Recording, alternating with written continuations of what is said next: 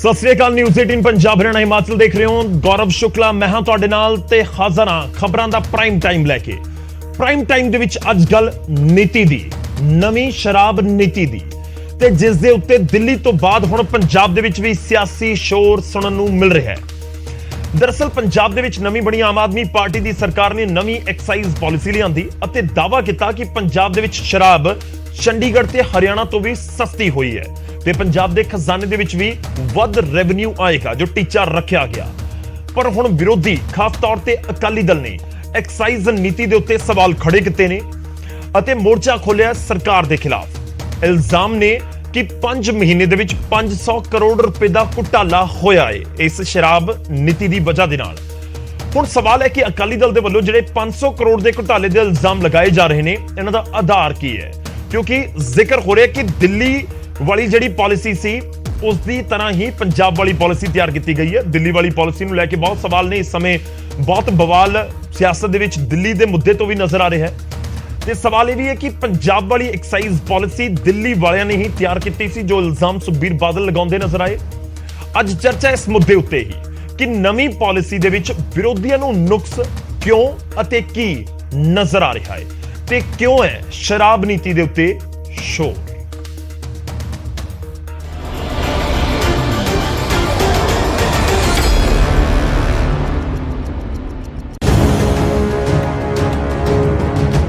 ਦਿੱਲੀ ਤੋਂ ਬਾਅਦ ਪੰਜਾਬ ਦੀ ਆਬਕਾਰੀ ਪਾਲਿਸੀ ਸਵਾਲਾਂ ਦੇ ਘੇਰੇ ਵਿੱਚ ਹੈ। ਨਵੀਂ ਸ਼ਰਾਬ ਨੀਤੀ ਨੂੰ ਲੈ ਕੇ ਵਿਵਾਦ ਹੋ ਗਿਆ ਹੈ। ਅਕਾਲੀ ਦਲ ਨੇ ਆਮ ਆਦਮੀ ਪਾਰਟੀ ਦੀ ਸ਼ਰਾਬ ਨੀਤੀ ਦੀ ਨੀਅਤ ਤੇ ਸਵਾਲ ਚੁੱਕੇ ਨੇ। ਅਕਾਲੀ ਦਲ ਦੇ ਪ੍ਰਧਾਨ ਸੁਖਬੀਰ ਬਾਦਲ ਨੇ ਇਸ ਪਾਲਿਸੀ ਨੂੰ ਦਿੱਲੀ ਮੇਡ ਦੱਸਿਆ। ਉਹਨਾਂ ਕਿਹਾ ਕਿ ਇਹ ਪਾਲਿਸੀ ਮਈ ਤੇ ਜੂਨ ਮਹੀਨੇ ਦੇ ਵਿੱਚ ਦਿੱਲੀ ਦੇ ਉਪ ਮੁੱਖ ਮੰਤਰੀ ਸਿਸੋਦੀਆ ਦੇ ਘਰ ਮੀਟਿੰਗਾਂ ਵਿੱਚ ਤਿਆਰ ਕੀਤੀ ਗਈ। ਸੁਖਬੀਰ ਬਾਦਲ ਨੇ ਆਪ ਉੱਤੇ ਆਬਕਾਰੀ ਪਾਲਿਸੀ ਦੇ ਰਾਹੀਂ 500 ਕਰੋੜ ਰੁਪਏ ਦੇ ਘੁਟਾਲੇ ਦੇ ਇਲਜ਼ਾਮ ਲਾਏ ਨੇ।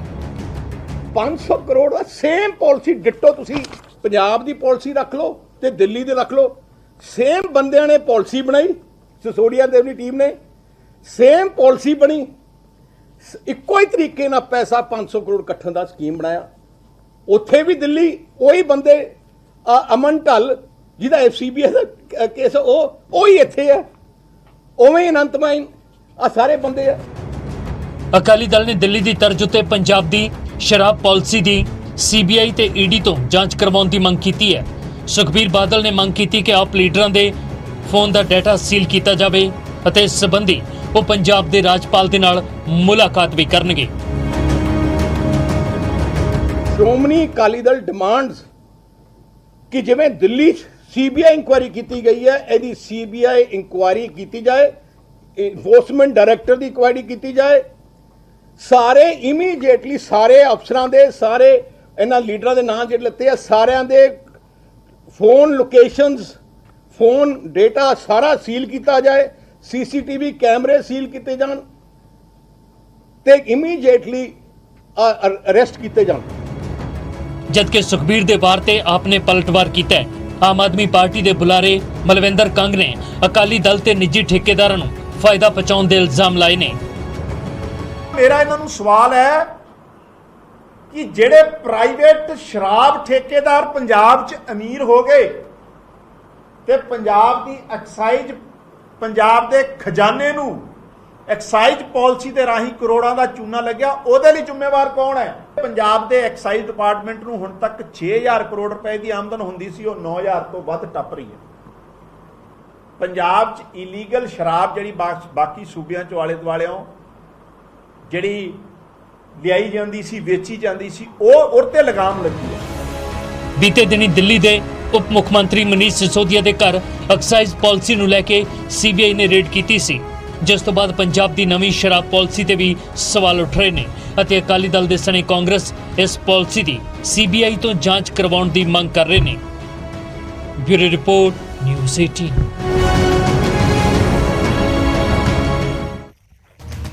ਤਾਂ ਅੱਜ ਇਸ ਮੁੱਦੇ ਉੱਤੇ ਹੀ ਚਰਚਾ ਹੋਵੇਗੀ ਕਿਉਂਕਿ ਸ਼ਰਾਬ ਨੀਤੀ ਨੂੰ ਲੈ ਕੇ ਪੰਜਾਬ ਦੇ ਵਿੱਚ ਵੋਟਾਂ ਦੇ ਦੌਰਾਨ ਵੀ ਖੂਬ ਗੱਲਾਂ ਹੋਈਆਂ, ਵਾਅਦੇ ਹੋਏ। ਤਕਰੀਬਨ ਸਾਰੀਆਂ ਪੋਲੀਟੀਕਲ ਪਾਰਟੀਆਂ ਦੇ ਵੱਲੋਂ ਕਾਰਪੋਰੇਸ਼ਨ ਬਣਾਉਣ ਤੱਕ ਦਾ ਜ਼ਿਕਰ ਹੋਇਆ। ਖੈਰ ਨਵੀਂ ਪਾਲਿਸੀ ਆਈ, ਦਾਅਵਾ ਇਹ ਕੀਤਾ ਗਿਆ ਕਿ ਪੰਜਾਬ ਦੇ ਵਿੱਚ ਸ਼ਰਾਬ ਸਸਤੀ ਹੋਈ ਹੈ। ਇਸ ਸ਼ੋਅ ਤੋਂ ਪਹਿਲਾਂ ਮੈਂ ਕੋਸ਼ਿਸ਼ ਕੀਤੀ ਕਿ ਸ਼ਰਾਬ ਸਸਤੀ ਬਾਕੀ ਪੰਜਾਬ ਦੇ ਵਿੱਚ ਹੋਈ ਹੈ ਜਾਂ ਨਹੀਂ ਹੋਈ। ਤਾਂ ਇਸ ਦੇ ਉੱਤੇ ਰਲਿਆ ਮਿਲਿਆ ਪ੍ਰਤੀਕਰਮ ਜ਼ਰੂਰ ਸੀ। ਕੁਝ ਥਾਵਾਂ ਦੇ ਉੱਤੇ ਪਹਿਲਾਂ ਸ਼ਰਾਬ ਸਸਤੀ ਹੋ ਗਈ, ਦੁਬਾਰਾ ਉਸੇ ਰੇਟ ਦੇ ਉੱਤੇ ਪਹੁੰਚ ਗਈ। ਕੁਝ ਥਾਵਾਂ ਦੇ ਉੱਤੇ ਸ਼ਰਾਬ ਦੇ ਰੇਟ ਘਟੇ ਨੇ। ਖੈਰ ਰੇਟ ਘਟੇ ਨੇ ਜਾਂ ਨਹੀਂ ਘਟੇ ਇੱਕ ਅਲੱਗ ਇਸ਼ੂ ਹੈ, ਮੁੱਦਾ ਹੈ ਜਿਸ ਦੇ ਉੱਤੇ ਚਰਚਾ ਹੋ ਸਕਦੀ ਹੈ। ਪਰ ਦੂਜਾ ਪੁਆਇੰਟ ਹੈ ਕਿ ਰੈਵਨਿਊ ਵਧੇਗਾ ਨਹੀਂ ਵਧੇਗਾ, ਇਹ ਸਮਾਂ ਦੱਸੇਗਾ ਕਿ ਪੰਜਾਬ ਦੇ ਖਜ਼ਾਨੇ ਦੇ ਵਿੱਚ ਕਿੰਨਾ ਜ਼ਿਆਦਾ ਪੈਸਾ ਆਇਆ ਸ਼ਰਾਬ ਨੀਤੀ ਦੀ, ਨਵੀਂ ਸ਼ਰਾਬ ਨੀਤੀ ਦੀ ਵਜ੍ਹਾ ਦੇ ਨਾਲ। ਪਰ ਅੱਜ ਜ਼ਿਕਰ ਹੋ ਰਿਹਾ ਹੈ ਕਿ ਇਸ ਪਾਲਿਸੀ ਦੀ ਵਜ੍ਹਾ ਦੇ ਨਾਲ ਪੰਜਾਬ ਦੇ ਵਿੱਚ ਸ਼ਰਾਬ ਘੁਟਾਲਾ ਹੋਇਆ ਜੋ ਅਕਾਲੀ ਦਲ ਨੇ ਇਲਜ਼ਾਮ ਲਗਾਏ ਨੇ। ਇਸੇ ਮੁੱਦੇ ਉੱਤੇ ਗੱਲਬਾਤ ਕਰਾਂਗੇ। ਸਭ ਤੋਂ ਪਹਿਲਾਂ ਤੁਹਾਡਾ ਤਾਰਫ ਕਰਵਾਉਂਦੇ ਹਾਂ ਅੱਜ ਦੇ ਮਹਿਮਾਨਾਂ ਦੇ ਨਾਲ ਜਿਹੜੇ ਚਰਚਾ ਦੇ ਵਿੱਚ ਸਾਡੇ ਨਾਲ ਸ਼ਾਮਲ ਹੋ ਰਹੇ ਨੇ।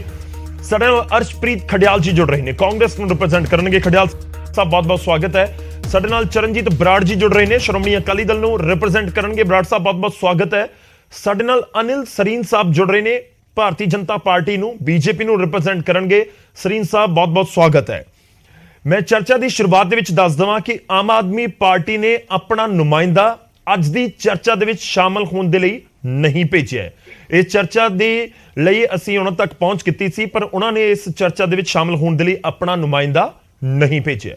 ਮੈਂ ਸ਼ੁਰੂਆਤ ਕਰਦਾ ਸ਼੍ਰੋਮਣੀ ਅਕਾਲੀ ਦਲ ਤੋਂ, ਕਿਉਂਕਿ ਅਕਾਲੀ ਦਲ ਦੇ ਪ੍ਰਧਾਨ ਸੁਖਬੀਰ ਸਿੰਘ ਬਾਦਲ ਪ੍ਰੈਸ ਕਾਨਫਰੰਸ ਕਰਦੇ ਨੇ, ਜੋ ਬਿਆਨ ਅਸੀਂ ਤੁਹਾਨੂੰ ਸੁਣਵਾਏ ਵੀ ਨੇ, ਤੇ ਉਸ ਦੇ ਵਿੱਚ ਉਹ ਬਹੁਤ ਗੰਭੀਰ ਇਲਜ਼ਾਮ ਲਗਾ ਰਹੇ ਨੇ। ਬਰਾੜ ਸਾਹਿਬ ਅੱਜ ਸ਼ੁਰੂਆਤ ਤੁਹਾਡੇ ਤੋਂ। ਸਭ ਤੋਂ ਪਹਿਲਾਂ ਪੰਜਾਬ ਦੇ ਲੋਕ ਇਹੀ ਜਾਣਨਾ ਚਾਹੁੰਦੇ ਨੇ ਕਿ ਜੋ ਤੁਸੀਂ 500 ਕਰੋੜ ਦੇ ਘੁਟਾਲੇ ਦਾ ਇਲਜ਼ਾਮ ਲਗਾ ਰਹੇ ਹੋ ਉਸ ਦਾ ਆਧਾਰ ਕੀ ਹੈ, ਉਹ ਕਿਵੇਂ ਤੁਹਾਨੂੰ ਲੱਗ ਰਿਹਾ, ਅਕਾਲੀ ਦਲ ਨੂੰ ਕਿਵੇਂ ਨਜ਼ਰ ਆ ਰਿਹਾ ਕਿ 500 ਕਰੋੜ ਰੁਪਏ ਦਾ ਘੁਟਾਲਾ ਇਸ ਨਵੀਂ ਪਾਲਿਸੀ ਦੀ ਵਜ੍ਹਾ ਦੇ ਨਾਲ ਪੰਜਾਬ ਦੇ ਵਿੱਚ ਹੋ ਗਿਆ?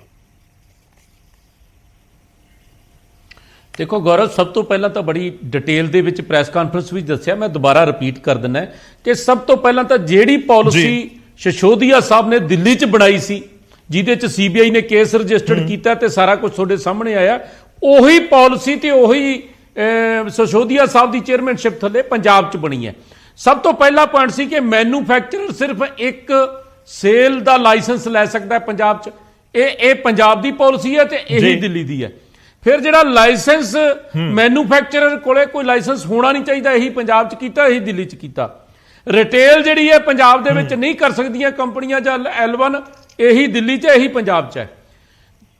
ਦਿੱਲੀ ਦੇ ਵਿੱਚ ਇਹ 12% ਰੱਖਿਆ L1 ਲਈ ਤੇ ਪੰਜਾਬ 'ਚ ਇਹਨਾਂ ਨੇ 10% ਕਰਤਾ। ਸਿਰਫ 2% ਘੱਟ ਵੱਧ ਦਾ ਫਰਕ ਹੈ। ਜੋ ਪਿਛਲੇ 20-25-30 ਸਾਲਾਂ ਤੋਂ ਸਿਰਫ 5% L1 ਨੂੰ ਦਿੱਤਾ ਜਾਂਦਾ ਸੀ ਤੇ ਉਹਦੇ ਚੋਂ ਖਰਚੇ ਵੀ ਹੁੰਦੇ ਸੀ ਤੇ ਕਈ ਵਾਰੀ ਥੱਲੇ ਰਿਟੇਲਰਾਂ ਨੂੰ ਉਹ ਲੈਸ ਤੱਕ ਵੀ ਦੇ ਦਿੰਦੇ ਸੀ। ਇਸ ਕਰਕੇ ਇਸ ਤਰ੍ਹਾਂ ਦੀ ਰਣਨੀਤੀ ਚੱਲਦੀ ਸੀ। ਪਰ ਜਿਹੜਾ ਦਿੱਲੀ ਦੇ ਵਿੱਚ ਇਲਜ਼ਾਮ ਲੱਗਿਆ ਕਿ 12% ਜਿਹੜਾ L1 ਨੂੰ ਦਿੱਤਾ ਜਾਂਦਾ, ਉਹਦੇ ਚੋਂ 6% ਵਾਪਸ ਲਿਆ ਜਾਂਦਾ, ਜਿਹੜਾ ਕਿ ਸੀਬੀਆਈ ਨੇ ਕੇਸ ਦਰਜ ਕੀਤਾ ਜਾਂ ਈਡੀ ਨੇ ਕੇਸ ਦਰਜ ਕੀਤਾ। ਜੋ ਗੱਲਾਂ ਸਾਹਮਣੇ ਆ ਰਹੀਆਂ ਇਹੀ ਪੰਜਾਬ 'ਚ ਇੰਪਲੀਮੈਂਟ ਹੋਇਆ। ਸਭ ਤੋਂ ਪਹਿਲੀ ਗੱਲ ਤਾਂ ਇਹ ਹੈ ਕਿ ਪੰਜਾਬ ਦੀ ਸਰਕਾਰ ਹੈ, ਪੰਜਾਬ ਦੇ ਮੁੱਖ ਮੰਤਰੀ ਸਾਹਿਬ ਹੈ, ਮੰਤਰੀ ਸਾਹਿਬ ਹੈ, ਇਹ ਦਿੱਲੀ ਦੇ ਲੋਕ ਕਿਉਂ ਇਹ ਗੱਲਾਂ ਕਰਦੇ ਆ? ਪਹਿਲਾਂ ਰਾਘਵ ਚੱਡਾ ਸਾਹਿਬ ਨੇ ਇੱਥੇ ਹੋਟਲ 'ਚ ਬੈਠ ਕੇ ਕਮਰਾ ਨੰਬਰ ਦੱਸਤਾ, ਹਯਾਤ 'ਚ ਟਾਈਮ ਦੱਸਤਾ, ਸਾਰਾ ਕੁਝ ਦੱਸਤਾ, CCTV ਕੈਮਰੇ ਹੋਣਗੇ ਤੇ ਉੱਥੇ ਮੀਟਿੰਗਾਂ ਹੋਈਆਂ। ਫਿਰ 2 ਮੀਟਿੰਗਾਂ 30 ਮਈ ਨੂੰ ਤੇ 6 ਜੂਨ ਨੂੰ ਸਿਸੋਦੀਆ ਸਾਹਿਬ ਦੀ ਕੋਠੀ ਹੋਈਆਂ ਔਰ ਜਿਹੜੇ ਵਿੱਚ ਨਾਲ ਐਕਸਾਈਜ਼ ਦੇ FCT ਵੱਜਦੇ, ਜਿਹੜੇ ਫਾਈਨੈਂਸ਼ੀਅਲ ਕਮਿਸ਼ਨਰ ਹੁੰਦੇ ਆ, ਉਹ ਸੀਗੇ, ETC ਸੀਗੇ ਤੇ ਸਿਸੋਦੀਆ ਸਾਹਿਬ ਸੀ, ਰਾਘਵ ਚੱਡਾ ਸਾਹਿਬ ਸੀ, ਵਿੱਤ ਮੰਤਰੀ ਸਾਹਿਬ ਦਾ ਵੀ ਵਿੱਚ ਆ ਰਿਹਾ। ਮਤਲਬ ਇਹ ਸੀਗੇ ਪੰਜਾਬ ਦੇ ਮੁੱਖ ਮੰਤਰੀ ਨੂੰ ਤੇ ਪੰਜਾਬ ਦੇ ਸਾਰੇ ਸਿਸਟਮ ਨੂੰ ਪਾਸੇ ਕੀਤਾ ਹੋਇਆ ਸੀ ਔਰ ਦਿੱਲੀ ਦੀ ਪਾਲਿਸੀ ਜਿਹੜੀ ਚੱਲਦੀ ਸੀ ਉਹੀ ਇੱਥੇ ਲਾਗੂ ਕੀਤੀ। ਗੌਰਵ, ਸ਼ਾਇਦ ਤੁਸੀਂ ਵੀ ਕਈ ਵਾਰੀ ਖਬਰਾਂ ਚਲਾਉਣ ਲੱਗੇ ਜਾਂ ਜਰਨਲਿਜ਼ਮ ਕਰਨ ਲੱਗੇ ਅਸੀਂ ਇੱਕ ਟਪਕਾ ਖਾ ਜਾਂਦੇ ਆ। ਦਿੱਲੀ ਦੇ ਵਿੱਚ ਪਹਿਲਾਂ ਸਰਕਾਰੀ ਸ਼ਰਾਬ ਦੀਆਂ ਦੁਕਾਨਾਂ ਸੀਗੀਆਂ, ਇਹਨਾਂ ਨੇ ਪ੍ਰਾਈਵੇਟ ਪਾਲਿਸੀ ਲੈ ਕੇ ਆਂਦੀ, ਜਿਹੜੇ ਕਹਿੰਦੇ ਸੀ ਕਾਰਪੋਰੇਸ਼ਨ ਬਣਾਵਾਂਗੇ। ਪੰਜਾਬ 'ਚ ਤਾਂ ਕਾਰਪੋਰੇਸ਼ਨ ਬਣਾਵਾਂਗੇ, ਉੱਥੇ ਕਾਰਪੋਰੇਸ਼ਨ ਤੋੜ ਕੇ ਪ੍ਰਾਈਵੇਟ ਪਾਰਟਨਰ ਲੈ ਕੇ ਆਂਦੇ। ਔਰ ਮੈਂ ਅੱਜ ਆਮ ਆਦਮੀ ਪਾਰਟੀ ਦੇ ਪ੍ਰਵਕਤਾ ਦੀ ਗੱਲ ਸੁਣ ਰਿਹਾ ਸੀ ਕਿ ਉੱਥੇ 10,000 ਕਰੋੜ ਰੁਪਇਆ ਇਕੱਠਾ ਹੁੰਦਾ ਹੈ। ਮੈਂ ਤੁਹਾਨੂੰ ਵੀ ਪੜਤਾਲ ਕਰਨ ਲਈ ਕਹਿਣਾ ਔਰ ਪੰਜਾਬ ਦੇ ਲੋਕਾਂ ਨੂੰ ਵੀ ਬੇਨਤੀ ਕਰਦਾ ਕਿ ਕਰਿਓ।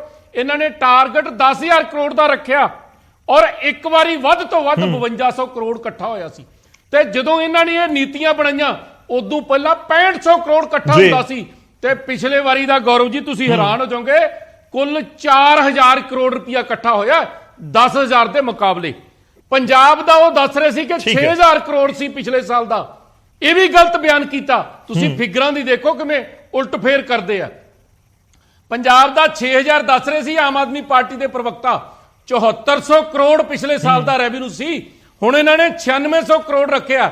ਗੌਰਵ ਜੀ ਮੈਂ ਤੁਹਾਨੂੰ ਵੀ ਚੈਲੰਜ ਦੇ ਦਿੰਦਾ, ਇੱਕ ਜਿਹੜੀ ਇਹਨਾਂ ਨੇ ਪਾਲਿਸੀ ਜਾਰੂ ਕੀਤੀ ਹੈ, ਜੇ ਤੁਸੀਂ ਉਹਦਾ ਕੈਲਕੂਲੇਟ ਕਰਕੇ ਹਿਸਾਬ ਲਾਓਗੇ ਨਾ, ਉਹਦੇ 'ਚ ਹੀ 1000 ਕਰੋੜ ਦਾ ਫਰਕ ਨਿਕਲ ਗਿਆ, 8600 ਕਰੋੜ ਬਣਦਾ ਹੈ। ਤੇ ਜਦੋਂ ਇਕੱਠਾ ਹੋਊਗਾ ਇਹ ਉਦੋਂ ਪਤਾ ਲੱਗੂਗਾ। ਹੁਣ ਸਵਾਲ ਮੇਰੇ ਸਾਰੇ 4-5 ਨੇ। 5% ਤੋਂ 10% ਕਿਉਂ ਕੀਤਾ?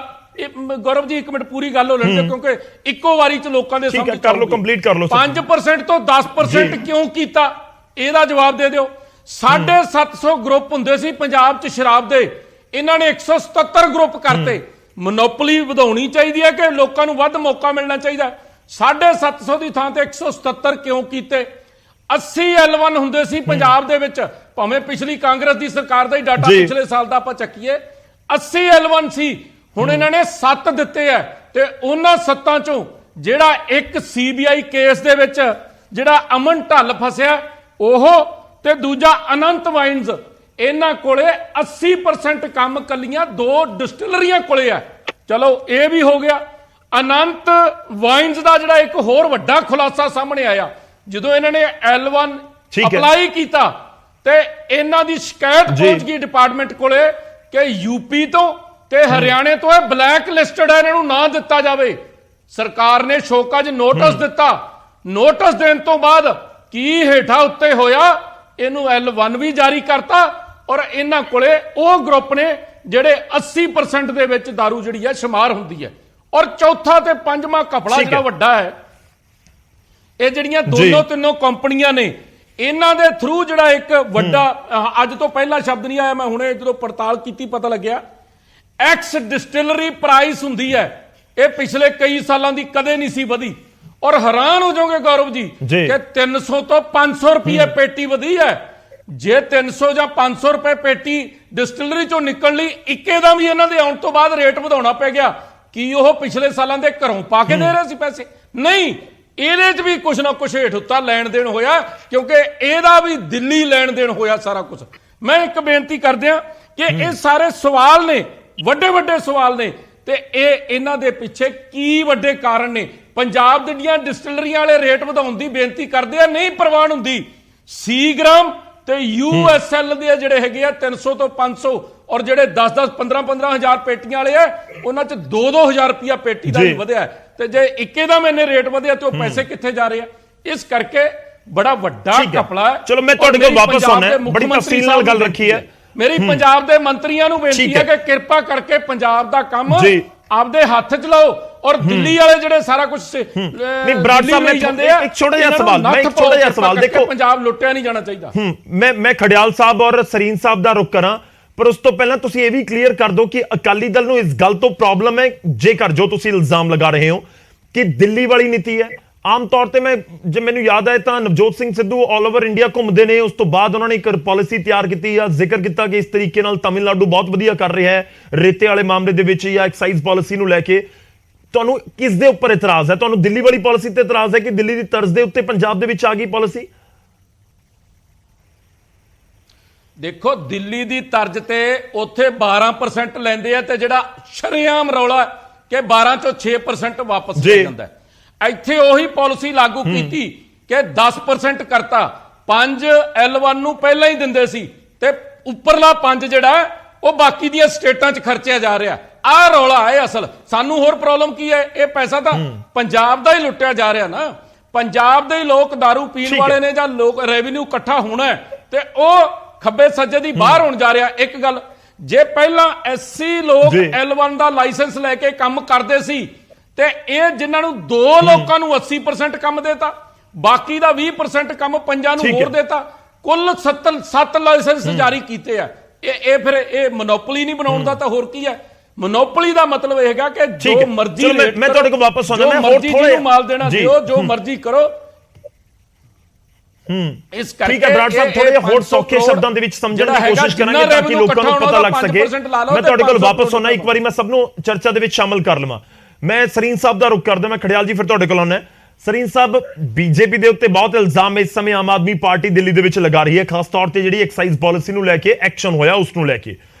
ਤੁਹਾਨੂੰ ਪੰਜਾਬ ਵਾਲੀ ਪਾਲਿਸੀ ਦੇ ਵਿੱਚ ਨਜ਼ਰ ਆਉਂਦਾ ਕੁਝ ਅਜਿਹਾ ਜੋ ਅਕਾਲੀ ਦਲ ਦੇਖ ਪਾ ਰਿਹਾ ਹੈ? ਔਰ ਅਕਾਲੀ ਦਲ ਸਿੱਧਾ ਕਹਿ ਰਿਹਾ ਕਿ ਸੀਬੀਆਈ ਈਡੀ ਤੋਂ ਜਾਂਚ ਕਰਵਾਈ ਜਾਵੇ। ਅਕਾਲੀ ਦਲ ਇਲਜ਼ਾਮ ਲਗਾ ਰਿਹਾ ਕਿ 500 ਕਰੋੜ ਦਾ ਘੁਟਾਲਾ 5 ਮਹੀਨਿਆਂ ਦੇ ਵਿੱਚ ਹੋ ਗਿਆ। ਗੌਰਵ ਜੀ, ਸਭ ਤੋਂ ਵੱਡੀ ਦੁੱਖ ਦੀ ਗੱਲ ਇਹ ਹੈ ਕਿ ਉਹ ਲੋਕ ਜਿਹੜੇ ਆਪਣੇ ਆਪ ਨੂੰ ਬੜੇ ਇਮਾਨਦਾਰ, ਕੱਟੜ ਇਮਾਨਦਾਰ ਦੱਸਦੇ ਨੇ, ਉਹ ਸਭ ਤੋਂ ਵੱਡੇ ਚੋਰ ਨਿਕਲੇ, ਡਾਕੂ ਨਿਕਲੇ, ਲੁਟੇਰੇ ਨਿਕਲੇ। ਆਮ ਆਦਮੀ ਪਾਰਟੀ ਦਾ ਜਿਹੜਾ ਇੱਕ ਚਿਹਰਾ ਬਣਾਇਆ, ਅਸੀਂ ਬੜੇ ਇਮਾਨਦਾਰ ਹਾਂ ਜੀ, ਅਸੀਂ ਉਹ ਢਿੱਲੇ ਜਿਹੇ ਕੱਪੜੇ ਪਾ ਕੇ ਤੇ ਖੰਘ ਕੇ ਤੇ ਗਲੇ 'ਚ ਮੌਫਲਰ ਲੈ ਕੇ ਕਿ ਬੜਾ ਸ਼ਰੀਫ ਜਿਹਾ ਆਦਮੀ, ਸਿੱਧਾ ਸਾਦਾ ਆਦਮੀ ਦਿੱਲੀ ਦਾ ਮੁੱਖ ਮੰਤਰੀ ਬਣ ਗਿਆ, ਹਿੰਦੁਸਤਾਨ ਦੀ ਰਾਜਨੀਤੀ, ਉਹਦਾ ਅਸਲੀ ਚਿਹਰਾ ਅੱਜ ਲੋਕਾਂ ਦੇ ਸਾਹਮਣੇ ਆ ਗਿਆ। ਜਿਸ ਤਰੀਕੇ ਦੇ ਨਾਲ ਦਿੱਲੀ, ਜੇ ਆਪਾਂ ਜਿਹੜਾ ਪੰਜਾਬ ਦੀ ਐਕਸਾਈਜ਼ ਪਾਲਿਸੀ ਟੋਟਲੀ ਉਹ ਦਿੱਲੀ ਦੀ ਪਾਲਿਸੀ ਲੈ ਕੇ ਆਏ ਨੇ। ਸਵਾਲ ਇਹ ਨਹੀਂ ਕਿ ਪਾਲਿਸੀਜ਼ ਇੱਕ ਸਟੇਟ ਦੀ ਅੱਛੀ ਹੋਵੇ ਤੇ ਦੂਸਰੀ ਸਟੇਟ 'ਚ ਲਿਆਉਣ 'ਚ ਕੋਈ ਹਰਜ ਨਹੀਂ ਹੁੰਦਾ ਹੈਗਾ। ਆਪਣੀ ਸਟੇਟ ਦਾ ਰੈਵਨਿਊ ਵਧਣਾ ਚਾਹੀਦਾ, ਕਰਨਾ ਚਾਹੀਦਾ। There is nothing wrong in it. ਸਾਨੂੰ ਇੱਕ ਦੂਜੀ ਸਟੇਟਸ ਤੋਂ ਸਿੱਖਣਾ ਚਾਹੀਦਾ, ਪਰ ਭ੍ਰਸ਼ਟਾਚਾਰ ਕਿਵੇਂ ਕਰਨਾ ਹੈ ਇਹ ਨਹੀਂ ਸਿੱਖਣਾ ਚਾਹੀਦਾ।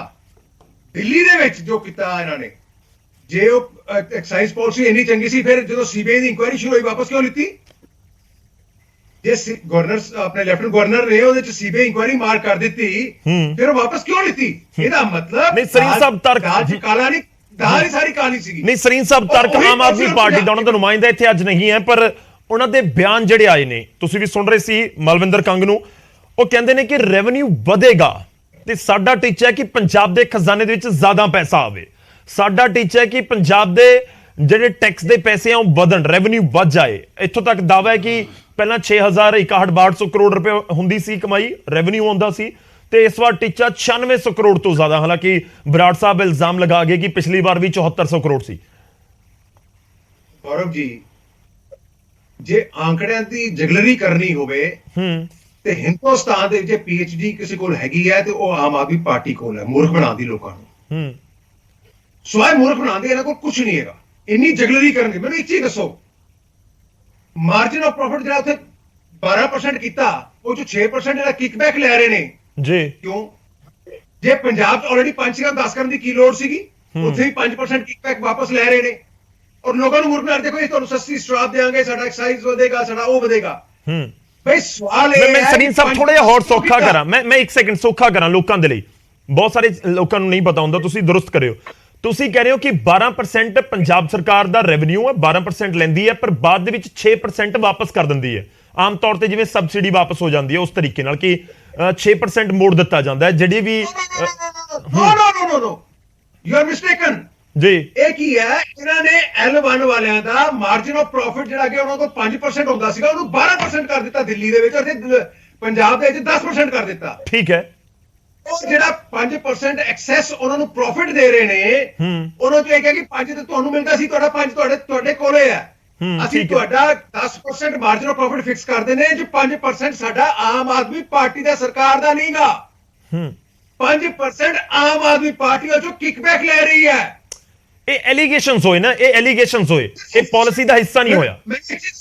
10% ਕਰਦਾ ਕੀ ਤੁਕਬੰਦੀ ਸੀ 10% ਦੀ? ਜੇ 5% ਅਗਲੇ ਕੰਮ ਕਰਨ ਨੂੰ ਤਿਆਰ ਸੀਗੇ, 5% ਤੇ ਇੰਨੇ ਸਾਲਾਂ ਤੋਂ ਕਰਦੇ ਆ ਰਹੇ ਸੀਗੇ ਜੀ, 10% ਕਾਹਦੇ ਲਈ? ਉਹ ਮਾਮੇ ਦੇ ਪੁੱਤ ਲੱਗਦੇ ਸੀ ਇਹਨਾਂ ਦੇ 10% ਕੀਤਾ ਉਹਨਾਂ ਦਾ। ਹਾਂ, ਮਾਮੇ ਦੇ ਪੁੱਤ ਵੀ ਲੱਗਦੇ ਨੇ। ਕਿਉਂ? ਕਿਉਂਕਿ ਜਿਵੇਂ ਦੱਸਿਆ ਪਹਿਲਾਂ L1 ਦੇ 80 ਹੁੰਦੇ ਸੀਗੇ, ਬਹੁਤ ਸਾਰੇ ਲੋਕ ਇਨਵੋਲਵ ਹੁੰਦੇ ਸੀਗੇ। ਠੀਕ ਹੈ, ਹੁਣ ਸਿਰਫ 7 ਲੋਕ ਇਨਵੋਲਵ ਨੇ। ਉਹਨਾਂ ਤੋਂ ਮੇਨ ਕੰਮ ਜਿਹੜਾ 2 ਬੰਦਿਆਂ ਦਾ, ਔਰ 2 ਤੋਂ ਕਿਕਬੈਕ ਸਿੱਧੀ ਆਪਣੇ ਘਰ ਜਾਂਦੀ ਹੈ ਇਹਨਾਂ ਦੀ। ਇਹ ਸਰਕਾਰ ਦੇ ਖਾਤੇ 'ਚ ਨਹੀਂ ਜਾ ਰਿਹਾ, ਇਹ ਆਮ ਆਦਮੀ ਪਾਰਟੀ ਦੇ ਖਾਤੇ 'ਚ ਜਾ ਰਿਹਾ। ਆਮ ਆਦਮੀ ਪਾਰਟੀ ਦੇ ਮੰਤਰੀ ਦੇ ਖਾਤੇ 'ਚ ਜਾ ਰਿਹਾ, ਆਮ ਆਦਮੀ ਪਾਰਟੀ ਦੇ ਮੁੱਖ ਮੰਤਰੀ ਦੇ ਖਾਤੇ 'ਚ ਜਾ ਰਿਹਾ। ਮਤਲਬ ਤੁਸੀਂ ਇਹ ਕਹਿ ਰਹੇ ਹੋ ਕਿ ਜਿਹੜਾ 5% ਤੋਂ 10% ਕੀਤਾ ਗਿਆ, ਉੱਥੇ ਹੀ ਪੂਰਾ ਕਪਲਾ ਹੈ।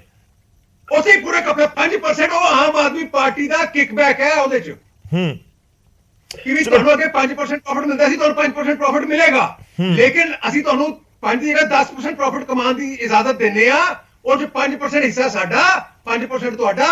ਰਿਕਾਰਡ 'ਚ ਤੁਸੀਂ 10% ਦਿਖਾਓਗੇ, ਵਾਪਸੀ ਸਾਨੂੰ ਉਹਦਾ ਕੈਸ਼ ਦੇ ਵਿੱਚ 5% ਦਾ ਕੈਸ਼ ਜਿਹੜਾ ਕਿ ਸਾਨੂੰ ਦੇ ਦਿਓ, ਉਹ ਅਸੀਂ ਆਪਣੇ ਫੰਡਾਂ 'ਚ ਯੂਜ਼ ਕਰਾਂਗੇ ਆਮ ਆਦਮੀ ਪਾਰਟੀ ਦੇ। ਇਸ ਤੋਂ ਵੱਡੀ ਕਰਪਸ਼ਨ ਹਿੰਦੁਸਤਾਨ 'ਚ ਕੋਈ ਨਹੀਂ ਹੋ ਸਕਦੀ। This is systemised corruption, systemised corruption.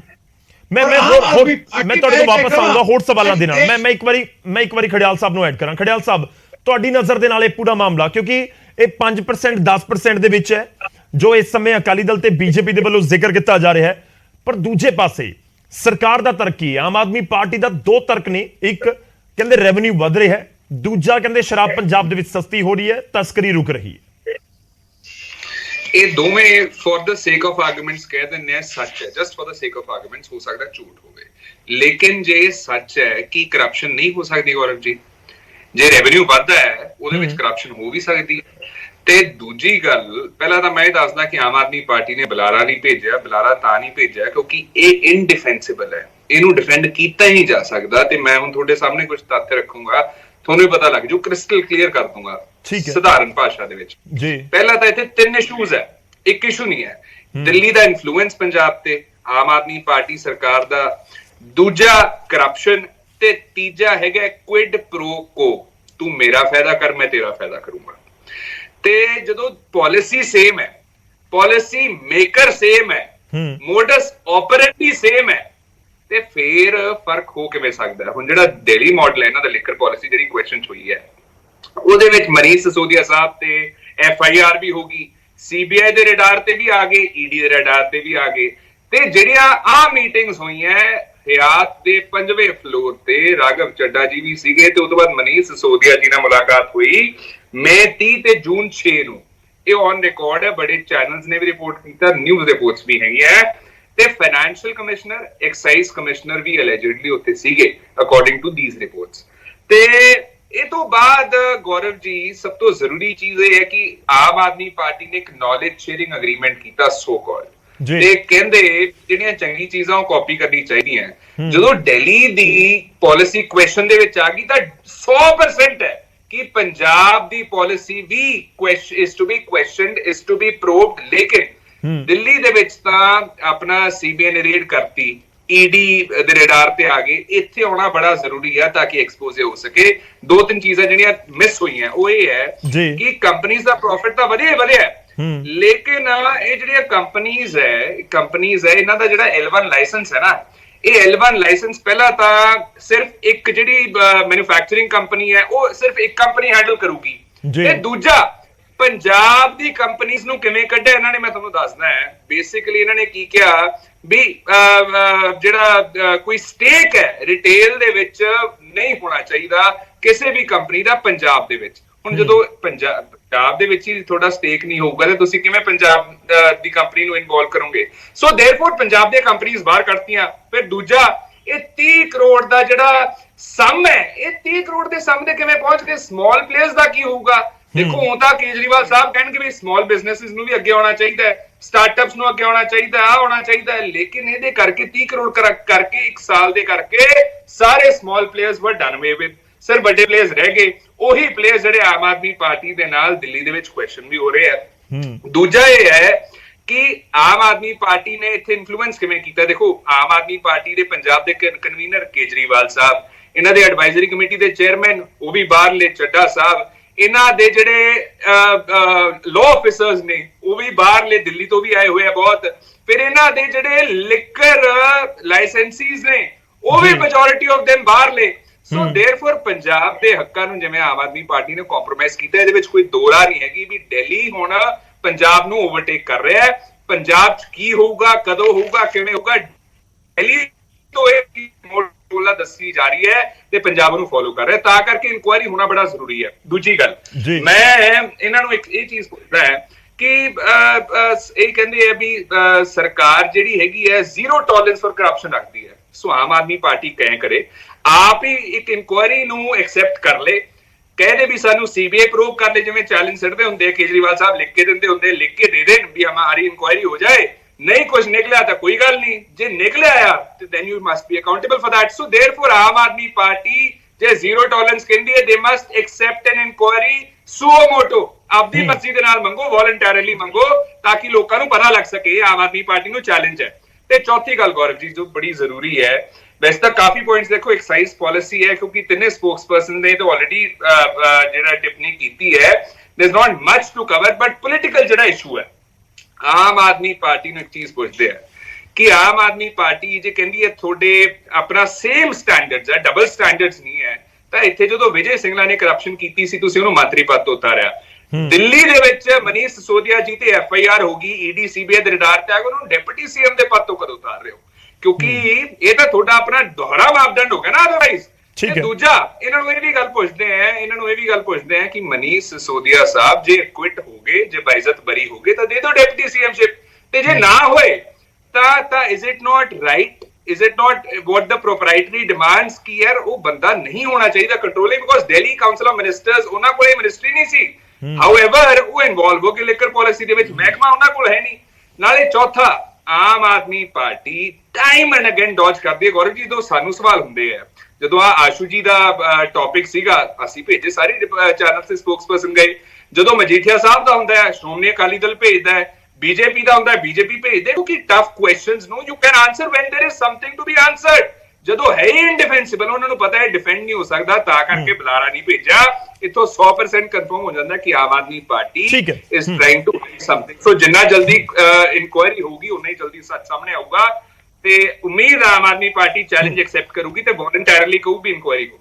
ਠੀਕ ਹੈ, ਮੈਂ ਤੁਹਾਡੇ ਕੋਲ ਵਾਪਸ ਆਉਣਾ ਇੱਕ ਵਾਰੀ ਫਿਰ ਤੋਂ। ਇੱਥੇ ਜ਼ਿੰਮੇਵਾਰੀ ਹੈ ਮੇਰੀ ਦੱਸਣੀ ਹੈ ਸਾਰੇ ਦਰਸ਼ਕਾਂ ਨੂੰ, ਕਿਉਂਕਿ ਬਹੁਤ ਸਾਰੇ ਦਰਸ਼ਕ ਇਹ ਸੋਚ ਰਹੇ ਹੋਣੇ ਆ ਕਿ ਆਖਿਰ ਆਮ ਆਦਮੀ ਪਾਰਟੀ ਕਿਉਂ ਨਹੀਂ ਹੈ। ਅਸੀਂ ਉਹਨਾਂ ਨੂੰ ਸੱਦਿਆ ਸੀ ਪਰ ਉਹਨਾਂ ਨੇ ਆਪਣਾ ਨੁਮਾਇੰਦਾ ਨਹੀਂ ਭੇਜਿਆ ਇਸ ਚਰਚਾ 'ਚ ਸ਼ਾਮਲ ਹੋਣ ਦੇ ਲਈ। ਬਰਾੜ ਸਾਹਿਬ, ਆਮ ਆਦਮੀ ਪਾਰਟੀ ਦੇ ਸਪੋਕਸਪਰਸਨ ਜਿਹੜੇ ਸੀਗੇ ਉਹ ਇਹ ਵੀ ਐਲੀਗੇਸ਼ਨ ਲਗਾਉਂਦੇ ਨੇ ਕਿ ਅਕਾਲੀ ਦਲ ਬੇਸ਼ੱਕ ਪ੍ਰੈਸ ਕਾਨਫਰੰਸਾਂ ਕਰਕੇ ਅੱਜ ਇਲਜ਼ਾਮ ਲਗਾ ਰਿਹਾ ਹੈ, ਪਰ ਅਕਾਲੀ ਦਲ ਇਹ ਵੀ ਦੱਸੇ ਕਿ ਉਹਨਾਂ ਦੇ ਸਮੇਂ ਦੇ ਵਿੱਚ ਜਿਹੜੇ ਪ੍ਰਾਈਵੇਟ ਪਲੇਅਰ ਸੀ ਸ਼ਰਾਬ ਦੇ ਕਾਰੋਬਾਰੀ, ਇੰਨੇ ਵੱਡੇ ਵੱਡੇ ਧਨਾੜ ਕਿਵੇਂ ਹੋ ਗਏ।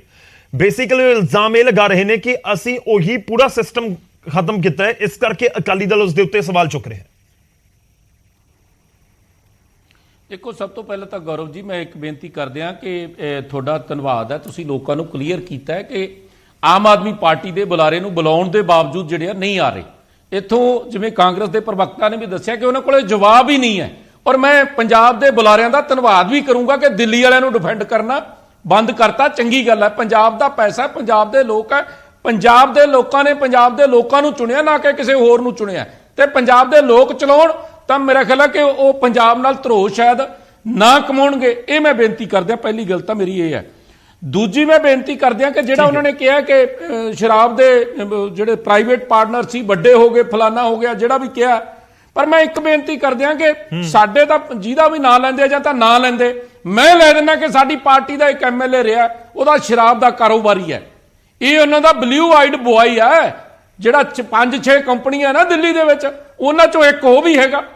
ਔਰ ਜੇ ਦੂਜੇ ਦਾ ਨਾਂ ਲੈਣਾ, ਕੱਲ ਨੂੰ ਮੈਂ ਦੂਜਿਆਂ ਦਾ ਵੀ ਲੈ ਦੂੰਗਾ। मैं एक बेनती करांगे, ये इधर उधर की बात मत कर, ये बता के खजाना क्यों लुटा। ये गल्लां तां आ दस्सण वालियां। सवाल यह है कि 5 ਤੋਂ 10% क्यों कीता।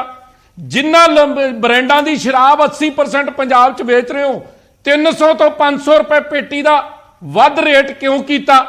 ये सवाल दे जवाब है। जिहड़े लोग ब्लैक लिस्टड ने, हरियाणे च ठगी मार के, यूपी च ठगी मार के, उत्थों दी सरकारां ने ब्लैकलिस्ट किए गए, इन्ने पैसे मार के सरकार दे ते इन्हां नूं कारोबार तो ब्लैकलिस्ट किया जाता है, उहदी शिकायत पहुंच जाती है, उहदे नोटिस देने तो बाद अंदरे अंदर की कुछ हो गया ते उन्हां नूं फिर करता ते 40% लगभग कारोबार वो फर्म कर रही है। CBI ने जिहदे ते परचा दर्ज किया अज वो 40% कारोबार कल्ली कर रही है। इस करके बेनती इस गल दी है, असीं डिप्टी CM सिसोदिया साहब का नाम लिया है और उन्होंने रेजिडेंस ते मीटिंगां होईयां, ये सारियां CCTV फुटेज जड़ियां उत्थों दी पुलिस कोले भी मौजूद होणगियां, उत्थों दे आंढ गुआंढ दे कैमरे भी चलदे होणगे, सारे अफसरां दे मोबाइल फोन भी होणगे। ये तां सारा कुछ दुध दा दुध ते पानी दा पानी हो जाऊगा। इस करके पंजाब नूं बड़े वड्डे पद्धर ते जे 25-30 साल दी पॉलिसी भावें अकाली दल रहा, भावें कांग्रेस रही, जे L1 उदों 5% नाल चला रहा सी। और गौरव जी मैं एक होर तुहानूं दस दियां, 5% जो सीगा उदों उल्टा 100-200 रुपये पेटी ये गां आपदे कंपीटीशन करने करके होर रियायत दे दिंदे सी। इस 5% च इन्ना मार्जन सीगा ते जिहड़ा उपरला 5% है ये तो फिर तुसीं आपे ही हिसाब ला लो कि गल किधर नूं जांदी है। इस करके बड़ा वड्डा स्कैम है और वड्डी वड्डी पंजाब दी लुੱਟ हो रही है। और जिहड़ा एक हाल जिवें ਪਹਿਲਾਂ ਵੀ ਬੋਲਦੇ ਆ, ਨਹੀਂ ਬਰਾੜ ਸਾਹਿਬ ਇੱਕ ਹੋਰ ਚੀਜ਼ ਕਲੀਅਰ ਕਰੋ, ਤੁਸੀਂ ਦੋ ਗੱਲਾਂ ਕਹਿ ਰਹੇ ਹੋ, ਇੱਕ ਕਿ 5 ਜੀ ਤੁਸੀਂ 5 ਤੋਂ 10% ਦਾ ਜ਼ਿਕਰ ਕਰ ਰਹੇ ਹੋ। 5 ਤੋਂ 10% ਕਰਨ ਦਾ ਮਤਲਬ ਹੈ ਕਿ ਉਸ ਦਾ ਰੇਟ ਦੇ ਉੱਤੇ ਅਸਰ ਪਏਗਾ। ਦੂਜਾ ਤੁਸੀਂ ਕਹਿੰਦੇ ਹੋ ਕਿ ਪੇਟੀ ਮਹਿੰਗੀ ਹੋਈ 300 ਤੋਂ 500 ਰੁਪਏ, ਉਸ ਦਾ ਵੀ ਰੇਟ ਦੇ ਉੱਤੇ ਅਸਰ ਪਏਗਾ। ਆਮ ਆਦਮੀ ਪਾਰਟੀ ਕਹਿ ਰਹੀ ਹੈ ਕਿ ਦੇਖੋ ਅਸੀਂ ਰੇਟ ਸ਼ਰਾਬ ਦੇ ਸਸਤੇ ਕਰ ਦਿੱਤੇ, ਘਟਾ ਦਿੱਤੇ ਤੇ ਤਸਕਰੀ ਰੁਕ ਗਈ। ਉਸ ਦੇ ਨਾਲ ਵੀ ਪੰਜਾਬ ਦੇ ਖਜ਼ਾਨੇ ਦੇ ਉੱਤੇ ਜਿਹੜਾ ਇਹ ਅਸਰ ਪੈ ਰਿਹਾ ਹੈ ਔਰ ਸਕਾਰਾਤਮਕ ਅਸਰ ਪੈ ਰਿਹਾ ਹੈ। ਗੌਰਵ ਜੀ, ਮੈਂ ਪਹਿਲਾਂ ਤਾਂ ਬੇਨਤੀ ਕਰਦਾ ਔਰ ਮੈਂ ਤੁਹਾਡੀ ਇੱਕ ਜ਼ਿੰਮੇਵਾਰੀ ਲਾਉਣਾ ਪੰਜਾਬ ਵਾਸੀਆਂ ਵੱਲੋਂ ਕਿ ਕਿਰਪਾ ਕਰਕੇ ਕੱਲ ਨੂੰ ਦਿੱਲੀ ਦਾ ਰੈਵਨਿਊ ਪਤਾ ਕਰਕੇ ਜ਼ਰੂਰ ਚਲਾਇਓ ਕਿ 4000 ਕਰੋੜ ਤੋਂ ਵੱਧ ਹੈਗਾ, ਜਿੱਥੇ 10000 ਕਰੋੜ ਕਹਿੰਦੇ ਆ। ਫਿਰ ਪੰਜਾਬ ਦਾ 7400 ਕਰੋੜ ਦੀ ਬਜਾਏ, ਮੈਂ ਪਹਿਲਾਂ ਸ਼ਾਇਦ 7600 ਕਹਿ ਗਿਆ ਸੀ, 7400 ਕਰੋੜ ਦੀ ਬਜਾਏ 6000 ਦੱਸਦੇ ਆ। ਹੁਣ 9600 ਕਹਿੰਦੇ ਆਉਣਾ ਹੈ, ਤੇ ਜੇ ਜੋੜ ਲਾਈਏ ਪਾਲਿਸੀ ਦੇ ਵਿੱਚ ਤੇ 8600 ਕਰੋੜ ਬਣਦਾ। ਹਾਲੇ ਤੱਕ ਉਹ ਪੂਰਾ ਹੋਣਾ ਹੈ ਕਿ ਨਹੀਂ ਹੋਣਾ ਉਹ ਬਾਅਦ ਦੀ ਗੱਲ ਹੈ। ਇਸ ਕਰਕੇ ਇਹ ਬੜਾ ਵੱਡਾ ਜਿਹੜਾ ਰੇਟਾਂ ਦੀ ਗੱਲ ਹੈ, ਤੁਸੀਂ ਇਹਨਾਂ ਦੀ ਪਾਲਿਸੀ ਕੱਢ ਲਓ। ਜਦੋਂ ਪਹਿਲੀ ਵਾਰੀ ਡਰਾ ਕੱਢਣ ਦੀ ਜਾਂ ਗਰੁੱਪ ਦੇਣ ਦੀ ਗੱਲ ਆਈ ਤੇ ਉਦੋਂ ਬਾਅਦ ਹੀ ਕਿਵੇਂ 5% ਪਹਿਲਾਂ ਰੇਟਾਂ ਦਾ ਫਰਕ ਪਾਇਆ, 10% ਫੇਰ ਪਾਇਆ। ਔਰ ਜੇ ਕਿਤੇ ਕੋਈ ਪਤਾ ਨਹੀਂ ਸਸਤੀ ਮਹਿੰਗੀ ਦਾ ਤਾਂ ਹੌਲੀ ਹੌਲੀ ਪਤਾ ਲੱਗੂ। ਹੋ ਸਕਦਾ ਜਿਹੜੀ 10-20 ਪੈਸੇ ਪੰਜਾਬ ਵਾਲਿਆਂ ਦੇ ਹਿੱਸੇ ਬਚੀ ਆ ਉਹ ਸਸਤੀ ਹੋਵੇ, ਬਾਕੀ ਦੇ ਤਾਂ ਮੈਨੂੰ ਲੱਗਦਾ ਕਿਤੇ ਕੋਈ ਸਸਤੀ ਵਾਲੀ ਕੋਈ ਗੱਲ ਹੈ ਨਹੀਂ। ਤੇ ਜਾਂ ਕੋਈ ਹੋਰ ਪਤਾ ਨਹੀਂ ਕੀ ਗੋਰਖ ਧੰਦਾ ਹੋਣਾ ਆਉਣ ਵਾਲੇ ਦਿਨਾਂ 'ਚ ਸਾਹਮਣੇ ਆ ਸਕਦਾ। ਸਾਡਾ ਸਵਾਲ ਤਾਂ ਇੱਕੋ ਹੀ ਹੈ ਕਿ ਮੈਂ ਤੁਹਾਨੂੰ ਚੈਲੰਜ ਕਰ ਦਿੰਦਾ, ਸਰਕਾਰ ਨੂੰ ਰਾਜੀ ਕਰ ਲਓ 5% ਤੇ ਹੀ ਇਹਨਾਂ ਨੂੰ ਅਗਲੇ 15 ਦਿਨਾਂ ਦੇ ਵਿੱਚ 25, 40, 50 ਜਿੰਨੇ ਐਲਵਨ ਵਾਲੇ ਆਖਣ ਉਹਨੇ ਤਿਆਰ ਕਰ ਦਿੰਦੇ ਆ। ਫਿਰ 5% ਤਾਂ ਸਿੱਧਾ ਹੀ ਸਰਕਾਰ ਦੇ ਘਰੇ ਬਚ ਗਿਆ। ਉਹ ਕਿਉਂ ਲਟਾਉਣ ਦੀ ਲੋੜ ਹੈ? ਇਸ ਕਰਕੇ ਇਹ ਬੜੀ ਗਲਤ ਪਾਲਿਸੀ ਸ਼ਸ਼ੋਦੀਆ ਸਾਹਿਬ ਨੇ ਤੇ ਇਹਨਾਂ ਨੇ ਬੈਠ ਕੇ ਬਣਾਈ ਹੈ। ਔਰ ਜਿਵੇਂ ਦਿੱਲੀ ਦੇ ਵਿੱਚ ਸੀਬੀਆਈ ਨੇ ਸਾਰਾ ਕੁਝ ਖੰਗਾਲ ਲਿਆ, ਸਾਡੀ ਪੁਰਜੋਰ ਮੰਗ ਹੈ। ਮੈਂ ਤਾਂ ਕਹਿਣਾ ਮੁੱਖ ਮੰਤਰੀ ਸਾਹਿਬ ਹੀ ਪਹਿਲ ਕਰਨ। ਜਦੋਂ ਪੰਜਾਬ ਨਾਲ ਐਡਾ ਵੱਡਾ ਧਰੋਹ ਹੋ ਗਿਆ, ਹੋ ਸਕਦਾ ਚਲੋ ਪਹਿਲੀ ਵਾਰੀ ਸਰਕਾਰ ਬਣੀ ਤੇ ਪਤਾ ਨਹੀਂ ਲੱਗਿਆ, ਜੇ ਐਡਾ ਵੱਡਾ ਜਦੋਂ ਗੱਲ ਉੱਠੀ ਹੈ ਤੇ ਖੁਦ ਮੁੱਖ ਮੰਤਰੀ ਸਾਹਿਬ ਇਨੀਸ਼ੀਏਟਿਵ ਲੈਣ, ਹਾਈ ਕੋਰਟ ਦੇ ਸਿਟਿੰਗ ਜੱਜ ਦੀ ਇਨਕੁਆਇਰੀ ਮਾਰਕ ਕਰ ਦੇਣ, ਸੀਬੀਆਈ ਨੂੰ ਕਰ ਦੇਣ, ਕਿਸੇ ਹੋਰ ਵੱਡੀ ਏਜੰਸੀ ਨੂੰ ਕਰ ਦੇਣ, ਤਾਂ ਕਿ ਪੰਜਾਬ ਸਰਕਾਰ ਵੀ ਪਾਕ ਪਵਿੱਤਰ ਹੋ ਕੇ ਨਿਕਲੇ ਤੇ ਜਿਨ੍ਹਾਂ ਨੇ ਧੋਖਾ ਕੀਤਾ ਉਹ ਆਪੇ ਫਸਣ। ਠੀਕ ਹੈ ਬਰਾੜ ਸਾਹਿਬ, ਉਹ ਤੁਸੀਂ ਗੱਲ ਜਿਹੜੀ ਕਹਿ ਰਹੇ ਹੋ ਮੈਂ ਵਾਰ-ਵਾਰ ਉਸੇ ਪੁਆਇੰਟ ਦੇ ਉੱਤੇ ਆ ਰਿਹਾ। ਮੈਂ ਸਰੀਨ ਸਾਹਿਬ ਤੋਂ ਵੀ ਸਮਝਣਾ ਚਾਹੂੰਗਾ। ਸਰੀਨ ਸਾਹਿਬ ਦੇਖੋ, ਸਰਕਾਰ ਜੋ ਇੱਥੇ ਦਾਵਾ ਕਰਦੀ ਹੈ, ਉਹਨਾਂ ਦਾ ਨੁਮਾਇੰਦਾ ਹੁੰਦਾ ਤਾਂ ਆਪਾਂ ਉਹਨਾਂ ਤੋਂ ਜਵਾਬ ਜ਼ਰੂਰ ਲੈਂਦੇ।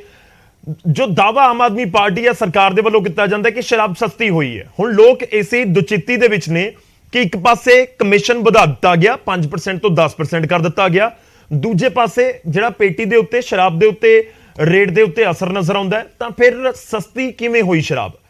ਕਿਉਂਕਿ ਕਈ ਥਾਵਾਂ ਦੇ ਉੱਤੇ ਸ਼ਰਾਬ ਸਸਤੀ ਹੋਈ ਹੈ ਪੰਜਾਬ ਦੇ ਵਿੱਚ। ਗੌਰਵ ਜੀ, ਇਹ ਜਿਹੜੀ ਮੈਂ ਪਹਿਲਾਂ ਗੱਲ ਕਹੀ ਨਾ ਕਿ ਆਮ ਆਦਮੀ ਪਾਰਟੀ ਆંકੜਿਆਂ ਦੇ ਖੇਲ ਦੇ ਵਿੱਚ ਮਾਹਿਰ ਹੈਗੀ ਹੈ, ਇਹਨੇ PhD ਕੀਤੀ ਹੋਈ ਹੈ। ਤੁਸੀਂ ਇੱਕ ਚੀਜ਼ ਦਾ ਅੰਦਾਜ਼ਾ ਲਗਾਓ, ਪਹਿਲਾਂ ਜਿਹੜੇ L1 ਦਾ ਗਰੁੱਪ ਵਗੈਰਾ ਜੋ ਹੁੰਦੇ ਸੀ 8 ਕਰੋੜ ਦੇ ਹੁੰਦੇ ਸੀ, ਉਹਨੂੰ 30 ਕਰੋੜ ਕਰ ਦਿੱਤਾ ਤਾਂ ਕਿ ਜਿਹੜੇ, ਕਿਉਂਕਿ ਜਿੰਨੇ ਜ਼ਿਆਦਾ ਲੋਕ ਹੋਣਗੇ ਕਿਕਬੈਕਸ ਉਹਨੇ ਕੋਲੋਂ ਨਹੀਂ ਲਿੱਤੀਆਂ ਜਾ ਸਕਦੀਆਂ। 8 ਕਰੋੜ ਦੇ ਵਿੱਚ ਬਹੁਤ ਸਾਰੇ ਲੋਕ ਆ ਜਾਂਦੇ ਸੀਗੇ ਤੇ ਰੌਲਾ ਪੈ ਜਾਂਦਾ, ਉਹਨੂੰ 30 ਕਰੋੜ ਕਰਤਾ ਤਾਂ ਕਿ ਜਿਹੜੇ ਬਹੁਤ ਘੱਟ ਲੋਕ ਜਿਹੜੇ ਹੈਗੇ ਉਹਦੇ ਵਿੱਚ ਪਾਰਟਿਸਿਪੇਟ ਕਰ ਸਕਣ। ਠੀਕ ਹੈ, ਫਿਰ ਉਹਦੇ ਚ ਜਿਹੜੇ ਲੋਕਾਂ ਨੇ ਪਾਰਟਿਸਿਪੇਟ ਕੀਤਾ ਹੈਗਾ, ਜਿਵੇਂ ਮੈਂ ਤੁਹਾਨੂੰ ਯਾਦ ਹੋਏਗਾ ਕਿਉਂਕਿ ਦਿੱਲੀ ਬਿਲਕੁਲ ਦਿੱਲੀ ਦਾ ਪੈਟਰਨ ਹੈ ਔਰ ਦਿੱਲੀ ਦੇ ਲੋਕ ਹੀ। ਸਰੀਨ ਸਾਹਿਬ ਥੋੜਾ ਜਲਦੀ, ਮੇਰੇ ਕੋਲ ਅੱਜ ਸਮਾਂ ਬਹੁਤ ਪੂਰਾ ਹੈ, ਥੋੜਾ ਜਿਹਾ ਆਪਣਾ ਇੱਕ ਮੈਂ ਛੋਟਾ ਜਿਹਾ ਰਿਐਕਸ਼ਨ ਖੜਿਆਲ ਜੀ ਤੋਂ ਵੀ ਲੈਣਾ। 25/10/2021 ਨੂੰ mister Narinder Singh assistant commissioner excise, ਉਹਨਾਂ ਨੇ ਇੰਡੋਸਪਿਰਿਟ ਔਰ ਐਨਰਿਚ ਨੂੰ ਨੋਟਿਸ ਕੱਟਿਆ ਸੀ that you are blacklisted companies who are controlling the liquor business in Delhi। ਜੀ, ਨੋਟਿਸ ਕੱਟਣ ਦੇ ਬਾਅਦ ਉੱਤੇ ਕਾਰਵਾਈ ਕਿਉਂ ਨਹੀਂ ਹੋਈ? Why your license should not be cancelled? ਕਿਹਦਾ ਪ੍ਰੈਸ਼ਰ ਸੀਗਾ ਕਿ ਉਹ ਲਾਇਸੈਂਸ ਕਿਉਂ ਨਹੀਂ ਕੈਨਸਲ ਕੀਤੇ ਗਏ? ਉਹੀ ਲੋਕ ਹੁਣ ਪੰਜਾਬ ਦੇ ਵਿੱਚ ਕੰਮ ਕਰ ਰਹੇ ਨੇ। ਜੇ ਇੱਕ ਥਾਂ ਬਲੈਕਲਿਸਟਡ ਕੰਪਨੀ ਹੈ ਤੇ ਉੱਥੇ ਵੀ ਹੋਏਗੀ। ਨੰਬਰ 2, ਮੈਨੂੰ ਇੱਕ ਚੀਜ਼ ਦੱਸੋ, ਜੇ ਕਹਿੰਦੇ ਨੇ ਕਿ ਅਸੀਂ ਸਾਰਾ ਕੁਝ ਬੜਾ ਸਿਸਟਮਾਈਜ਼ ਕਰ ਲਿਆ, ਆਪਾਂ ਹੁਣੇ ਪਿਛਲੇ ਹਫਤੇ ਦੇਖਿਆ ਫਾਜ਼ਿਲਕਾ ਦੇ ਵਿੱਚ ਲੀਕਰ ਮਿਲੀ ਹੈ ਇਲੀਗਲ ਸਮਗਲ ਕਰਕੇ। ਚਲੋ ਠੀਕ ਹੈ, ਜਾਂਚ ਦਾ ਵਿਸ਼ਾ ਮੈਂ ਵਿਚਾਲੇ ਮੈਨੂੰ ਰੋਕਣਾ ਹੋਏਗਾ। ਖੜਿਆਲ ਸਾਹਿਬ ਇੱਕ ਛੋਟਾ ਜਿਹਾ ਕਮੈਂਟ ਚਾਹੂੰਗਾ, ਮੇਰੇ ਕੋਲ ਅੱਜ ਸਮਾਂ ਬਹੁਤ ਪੂਰਾ ਹੈ। ਇੱਕ ਛੋਟਾ ਜਿਹਾ ਕਮੈਂਟ ਤੁਹਾਡਾ ਚਾਹੂੰਗਾ ਕਿ ਤੁਸੀਂ ਵੀ CBI ED ਜਾਂਚ ਦੀ ਮੰਗ ਕਰਦੇ ਹੋ? ਗੌਰਵ ਜੀ, 100% ਤਾਂ ਅਕਾਲੀ ਦਲ ਨੇ ਤਾਂ ਅੱਜ ਇਹ ਮੁੱਦਾ ਅੱਜ ਚੱਕਿਆ, ਅਕਾਲੀ ਦਲ ਨੇ ਸਾਨੂੰ 4 ਦਿਨ ਹੋ ਗਏ ਮੁੱਦਾ। ਤੇ ਦੂਜਾ ਮੈਂ ਇੱਕ ਗੱਲ ਹੋਰ ਸਪਸ਼ਟ ਕਰਦਾ ਕਿ ਆਮ ਆਦਮੀ ਪਾਰਟੀ ਚਲੋ ਡਿਬੇਟ 'ਚ ਨਹੀਂ ਆਈ, ਪ੍ਰੈਸ ਕਾਨਫਰੰਸ ਕਰਕੇ ਬਾਈਟ ਦੇ ਕੇ ਦੱਸ ਦੇ ਵੀ ਦਿੱਲੀ ਦੀ ਲਿਕਰ ਪਾਲਿਸੀ ਚੰਗੀ ਹੈ ਕਿ ਮਾੜੀ ਹੈ। ਜੇ ਤਾਂ ਮਾੜੀ ਹੈ ਫਿਰ ਉਹਨੂੰ ਕਾਪੀ ਕਿਉਂ ਕੀਤਾ ਗਿਆ? ਤੇ ਜੇ ਚੰਗੀ ਪਾਲਿਸੀ ਹੈ ਤੇ ਫਿਰ ਉਹਦੇ ਵਿੱਚ ਸਕੈਮ ਕਰਪਸ਼ਨ ਕਿਵੇਂ ਇਨਵੋਲਵ ਹੋ ਗਿਆ, ਕੇਸ ਕਿਵੇਂ ਦਰਜ ਹੋ ਗਏ, ਈਡੀ ਤੇ ਸੀਬੀਆਈ ਦਾ ਰਿੜਾਰ ਕਿਵੇਂ ਆ ਗਿਆ। ਦੇਖੋ ਗੌਰਵ ਜੀ ਸਿੰਪਲ ਲੌਜਿਕ ਹੈ। ਮੈਂ ਖੜਿਆਲ ਸਾਹਿਬ ਮਾਫੀ ਚਾਹੂੰਗਾ, ਮੇਰੀ ਟੀਮ ਲਾਸਟ ਹੈ ਜੀ ਕੰਪਲੀਟ ਕਰ ਲਓ ਤੁਸੀਂ ਜੀ। policy makers modus operandi ਜਦੋਂ ਤਿੰਨੋਂ ਸੇਮ ਹੈ ਤੇ it has to be the same, corruption ਉੱਤੇ ਹੋਈ ਹੈ ਤਾਂ ਇੱਥੇ 100% ਹੋਈ ਹੈ। ਸਿੰਪਲ ਹੈ। ਠੀਕ ਹੈ, ਸ਼ੁਕਰੀਆ ਸਰ, ਮੈਨੂੰ ਵਿਚਾਲੇ ਰੋਕਣਾ ਪੈ ਰਿਹਾ। ਬਹੁਤ ਬਹੁਤ ਧੰਨਵਾਦ ਸਰੀਨ ਸਾਹਿਬ, ਤੁਹਾਡਾ ਵੀ ਧੰਨਵਾਦ ਸਾਡੇ ਨਾਲ ਜੁੜਨ ਦੇ ਲਈ। ਮੈਂ ਇਨਫੈਕਟ ਫਾਈਨਲ ਰਿਐਕਸ਼ਨ ਦੇ ਲਈ ਨਹੀਂ ਆ ਪਾਉਂਗਾ। ਬਰਾੜ ਸਾਹਿਬ ਤੁਹਾਡਾ ਵੀ ਧੰਨਵਾਦ। ਕਿ ਐਕਸਾਈਜ਼ ਪਾਲਿਸੀ ਨੂੰ ਲੈ ਕੇ ਇਸ ਸਮੇਂ ਬਵਾਲ ਜ਼ਰੂਰ ਹੈ, ਪਰ ਦੇਖਣਾ ਹੋਵੇਗਾ ਕਿ ਅੱਗੇ ਐਕਸ਼ਨ ਰਿਐਕਸ਼ਨ ਕੀ ਹੁੰਦੇ ਨੇ। ਸਿਆਸੀ ਤੌਰ ਦੇ ਉੱਤੇ ਸਿਆਸੀ ਰੌਲਾ ਇਸ ਸਮੇਂ ਜ਼ਰੂਰ ਨਜ਼ਰ ਆ ਰਿਹਾ ਹੈ ਐਕਸਾਈਜ਼ ਪਾਲਿਸੀ ਦੇ ਉੱਤੇ। ਪ੍ਰਾਈਮ ਟਾਈਮ 'ਚ ਅੱਜ ਦੇ ਲਈ ਇੰਨਾ ਹੀ।